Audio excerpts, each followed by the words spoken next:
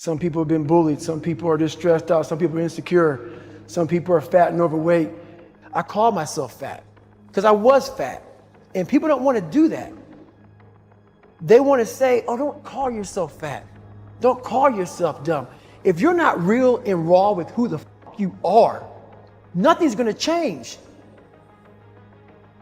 And in this nice new world that we live in, we want to hear, you're just a little big.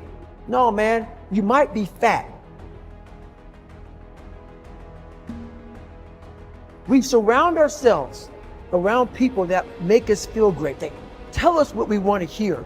The second we put ourselves amongst the uncommon people, we don't like that feeling.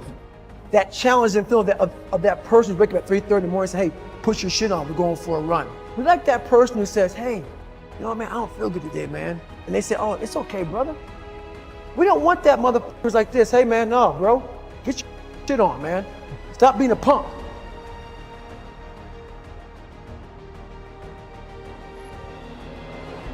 This is all about the quitting mind.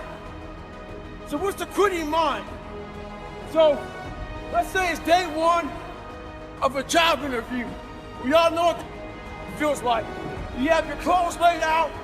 You got your food ready to go in the morning. You've been preparing for weeks and weeks and weeks. You show up and you bring your best self. You get the job. Merry Christmas. All right. After a couple months, you start showing up to work a little later. You don't look as good. Your clothes aren't laid out. Your breakfast isn't ready. Your mind's getting softer. We do that everything in life.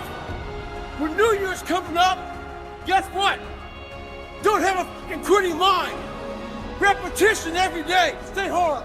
I believe that most human beings are only living at about 40% of their capability. The mind has a governor, like a car. If you're driving a car and the car has a governor on it, the car may say 130 miles an hour, but the governor's set for 91. The car wants to go. The car wants to go, but that factory said, we're not going past 91. We have a factory, a nice governor in our brain, and it's a survival mechanism. It protects us from pain and suffering. At all times of your life, the mind has a tactical advantage over you. Why is that? It knows what you're afraid of. It knows your insecurities. It knows your deep, dark lies. And it starts to push you away from that. It pushes you in a direction that is comfortable. The mind controls everything. If you get to 40%, your brain says, we're done. Let's roll, man. This is starting to get painful. This is uncomfortable. So you sit down. You have to figure out ways, and everybody's different. That's how the book kind of talks about, like we all have these things about, 5 steps to this and 4 steps to this. It's a lot more than that. That's all bullshit. It's a practice that you have to, it's a habit. So if you know that at 40%, I'm feeling pain. At 40% I'm feeling pain. That's where the 40% rule kicks in. Now it starts, okay, I'm feeling pain. My mind's saying all to me. It's saying, get out of here, run, flee. The fight or flight kicks in. Okay, we're done, we're not good enough. It starts telling you all these things. You start to believe it because the mind controls all. This is the time where you have to gain control back in your mind. And say, okay, let me see if I can go 45%. And once you start giving yourself more and more hope and start realizing, okay, the mind starts to be, okay, what are you doing?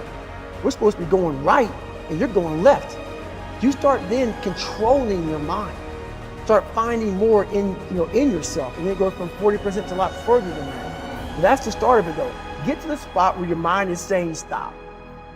Wherever that is, you gotta get there first. And then that's when that starts to work for you. You gotta control yourself in that moment. Well, at that time of year again, we start to feel real happy. Why? Because we're not going to work. If you believe in Santa Claus and you celebrate Christmas, you're looking forward to Santa Claus coming down the chimney, giving you some presents. It's a real good time of year. So in that good time of year, we start to feel real good about ourselves. Start to feel great. So we start making promises to ourselves about, hey, I'm gonna lose some weight. I'm gonna do better in school. I'm gonna be better here, be better there. But guess what happens? The real Merry Christmas happens when all of that noise is gone. It's quiet. And it's you against you. And now all those endorphins are gone.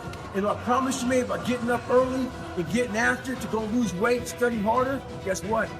It's a lot harder now. That repetition becomes a lot harder now.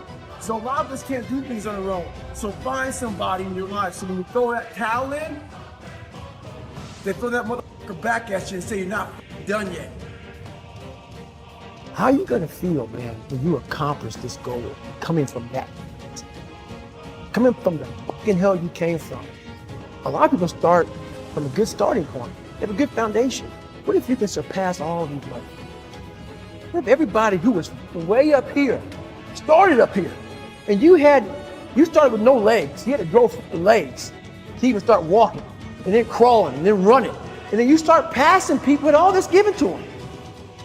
This might be exactly what I need. The darkness is exactly what I need. It's how you look at your situation.